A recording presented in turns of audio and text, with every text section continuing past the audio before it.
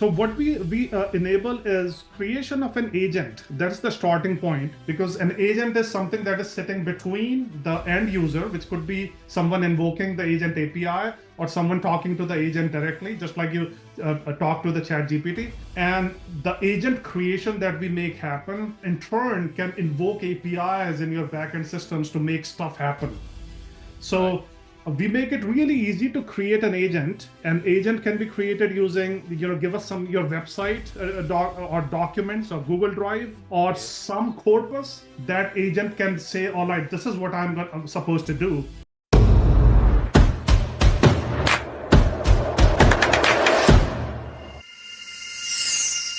Hey guys, and welcome to the Grow IT podcast. One of your hosts here, Trey King. And today we are very excited to have our guest, Mr. Joeri from Intuist. And we'll be diving into his story a little bit, as well as what it is his company does. And then some engaging insights, as always, into the technology industry. So make sure stick around for this one. But without further ado, Joeri, welcome. Thanks for hopping on today. Thanks for having me, Trek. My name is Johri Dhanotra. I'm the founder of this AI company called Intuist.ai, based out of Los Altos in California. And what we are doing is moving the generative AI, agentic AI technology to the enterprise. So if you look at ChatGPT and what OpenAI has done for the masses, we want to do that for the enterprise, because enterprises can use that technology to do many things. For example, orchestrating workflows. That's where the pain point in the enterprise is, which is a workflow is typically in an enterprise is typically a if else statement. You do this and you code it, and all the workflows are coded and they are expensive and you have to maintain them and whatnot. What we are doing is using generative AI to automate the workflows so that the humans can actually issue a command. You just say, hey, can you do this for me? And it'll just go and orchestrate the APIs, invoke the right APIs, and make stuff happen in the backend. That's what the company is doing. We have a wonderful product in place, a number of customers using the technology as well. And we will be talking more about it as in the next few minutes. But a little bit of background about myself. I've spent the last 25 years in the Valley building many enterprise grade systems. I have been a backend developer and have moved into the middle tier, the frontier, the databases, data analytics, and then AI now. And I have founded 3 startups. This is my 4th one, and I'm very excited about the potential of AI, the productivity gains that the humanity is going to have because of AI, and the last but not least, I think this technology will not only help the developed nations, but it will help actually everyone across the globe. And that is another thing that we are really emphasizing on with my co-founders, Dr. Shioran and Jayant and Matt and Anne, is that we want to democratize AI. We want to make it more accessible to the masses so that people have a very easy time onboarding AI into their workflows and the companies as well. So that's another mission that we have. Excellent. Tell me, Joeri, I mean, from a market perspective, right? Well, one thing is for sure. I'm thinking now about, a lot of our clients as well. AI is the buzzword, right? It's definitely a hot topic for the last 2 years or so. Tell me from a market perspective, what are you currently picking up in the market currently? From what ways are the wind blowing? What trends are you picking up? Absolutely. So what happened, Craig, was that when OpenAI, the Chat GPT hit the world, it was a Right. shocker in a good way. People were like, "Holy cow, this is cool!" And the Yeah. last year and a half has been people trying it out. And OpenAI, to me, actually, I was reading somewhere a couple of days ago that OpenAI and ChatGPT is more of like a demo. It's a demo product for the masses to try it out and see how cool it is in responding and everything. It took a while for this technology, and it is still happening, which is the enterprises adopting it and Right. enterprises coming up with the use cases. See, that's the key thing, that apart from just asking a question and getting a response, or Mm. can you edit my document, which is a simple use case, useful, but there is more to it. So what I'm seeing in the market right now is that enterprises are leveraging and are coming up with very interesting use cases, and automation of the workflows is the biggest one right now. And OpenAI just a couple of hours ago released they're calling it an operator, which is an agent that can order groceries on your behalf, can actually file expense reports on your behalf. So, Right. that's where the wind is blowing, which is essentially going back to Satya Nadella's point a couple of weeks ago, which is the whole SaaS market. The Mm. SaaS industry will be disrupted because of AI, and it will become more of a conversational SaaS rather than people building vertical applications. So it'll be hobbled, to say so, and it'll be rewritten, which Right. results in, Right. there will be a disruption, and I think it'll be a creative destruction in that sense. So a That's lot it. is coming. Lot is coming. Tell me, you've touched on it earlier, but I think this is maybe a good time if you can, explain just a bit more, elaborate a bit more on specifically what it is that that your company does. So what we enable is creation of an agent. That's the starting point, because Mm. an agent is something that is sitting between the end user, which could be someone invoking the agent API or someone talking to the agent directly, just like you talk to the Chat GPT. And the agent creation that we make happen can in turn can invoke APIs in your backend systems to make stuff happen. Right. So we make it really easy to create an agent. An agent can be created using, give us some your website or documents or Google Drive or Yes. some corpus. That agent can say, all right, this is what I'm supposed to do. So Right. the first step is to create an agent. Then we say, all right, now your agent is ready. You are free to chat with it, and you can enable the API of an agent as well, so that you Right. can invoke the agent using your existing workflow. So that's another the modality.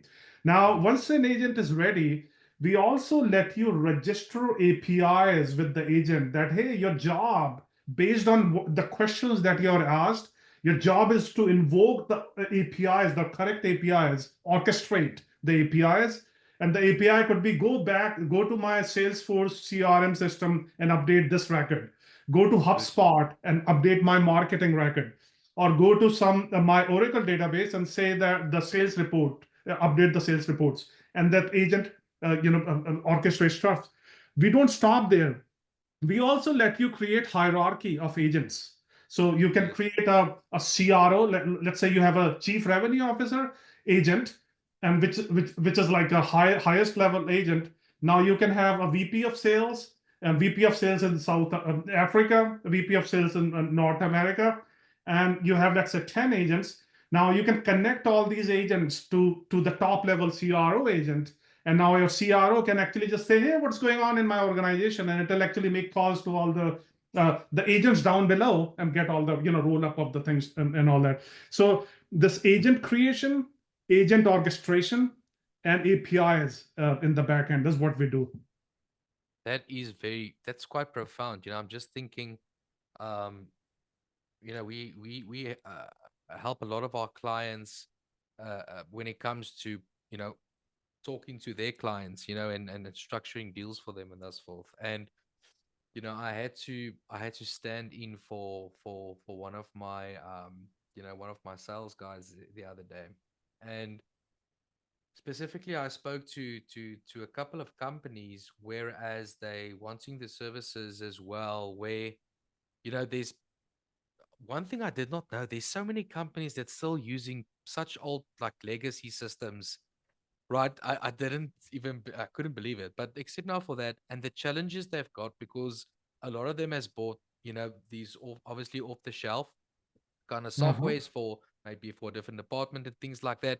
And all these systems are running parallel, and it might be that they need every guy needs to log into 10 different systems every day. And even though you get one time password and those things, but still they need to log in, and that interaction of those APIs and things can be quite challenging and tedious, right? So I can just think, I mean, for what you guys are doing, I can just think that, I mean, this is an excellent value points that you guys have, in the sense that, from my point of view, I'm just thinking now this will a lower operational cost. It will, time efficiency will go up. Your client acquisition cost will come down. It's such a big impact that you guys are having on business. So, I And mean, the that's security will be better as well, Treg. and Uh, security. by the way, you touched on something which is very important, and that is what is in the IT circles and tech industry called as the technical debt. Yes. And what that stands for is that at least the Western nations, not the developing world, they have over the last 3-4 decades built these gigantic systems which Mm, are full of bugs. And they have every time, let's say you pick AT&T, not to pick on AT&T, but when you log into your AT&T account in US, and this is a bit geeky, but you can see in the browser URL, you're doing a redirect upon redirect upon redirect, because the system was built over 3 decades. And mm. every time there is a bug, you put a patch on it, and there's a patch over patch over patch. Right.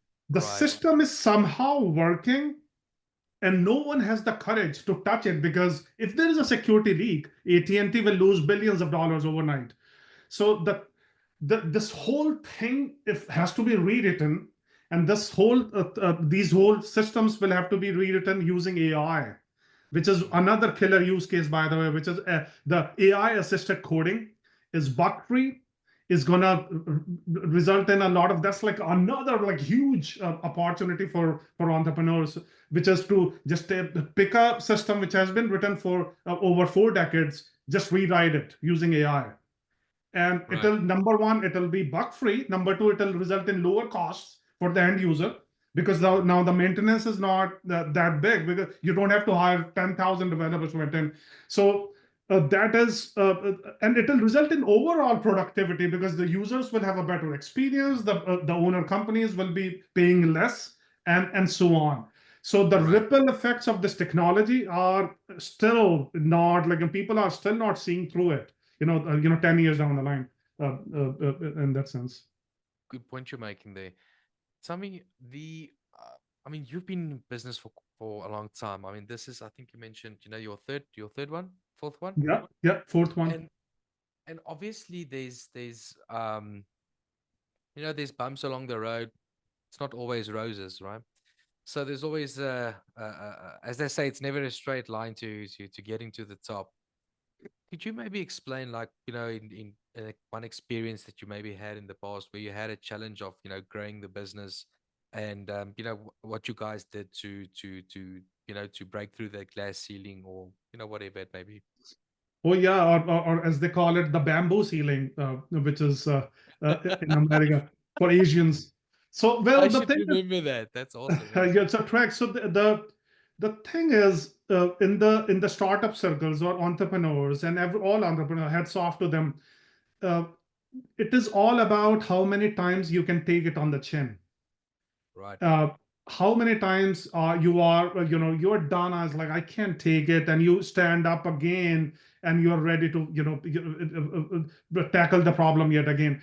So when it comes to startups and making a successful business, it is simply about how many times you can take failure. Are you ready to fail and try again? There is no other way out. And the thing to note is that people look at all the success stories, that holy look at the Mark Zuckerbergs of the world and whatnot, but Yeah. people don't realize that 99 point, maybe more than that, startups don't make it. But that doesn't mean that those entrepreneurs and startup founders were not awesome. It's just that it is hard. It is really Yeah. hard. So a simple mantra is to not give up. And now I know it's easier said than done. You have to pay the bills and you have to make money somehow, blah blah. But the key is to somehow make it work and somehow fail and try again. There is no easy way out, really. No easy way. Got it. And then just lastly from my side, tell me, Jerry, what's on the cards for you guys for 2025? What's on the horizon? Is there maybe a plan or two that you're willing to share of what you guys are targeting to do this year?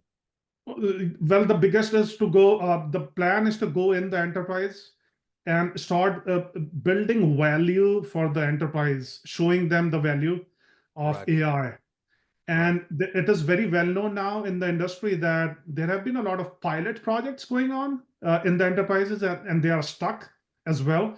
And they are stuck because of number of reasons. They try to build on their own. They didn't realize how fast this field is moving. It's really critical to keep pace with what is going on.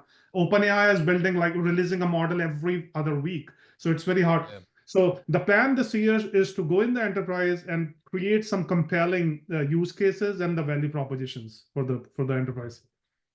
Excellent, excellent. Well, it sounds like you're gonna have a busy year. Yeah, The absolutely. It looks very busy already. Yeah, but Joeri, I need to thank you for coming on and thank you that you're willing to share your knowledge and tell us a bit more about your business. Where can they get hold of you guys? I'm sorry, Prek. Where can they get hold of you guys? Oh, yeah, absolutely. Oh, thanks a lot. Absolutely. So feel free to visit us on Intuist.ai, our website, Right. or just email us at support@intuist.ai, or just email me directly at Joeri, Johri, at Intuist.ai. And we would love Excellent. to hear from the viewers. Yeah, and I'd love to have you back on one day, man, to see how much you guys have grown. But thanks for coming on and all the best to you guys. Appreciate it.